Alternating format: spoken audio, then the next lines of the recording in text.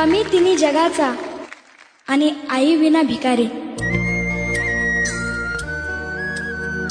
आई आपल्या बाळाला जन्म देते, बोलायला शिकवते, चालायला शिकवते। आई आपल्या बाळाला जीवन कसं जगायचं हे शिकवते। आई बाळाला संस्कार देते। मागू कसा मी। आई म्हणजे दारातील पवित्र तुळस आणि आई म्हणजे वेदनेनंतरची पहिली आरोळी।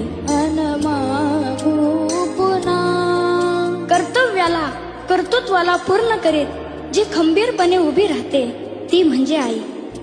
आपल्या बाळाच्या मुखात जाणारा घास पाहून जिची भूक नाहीशी होते ती म्हणजे आई।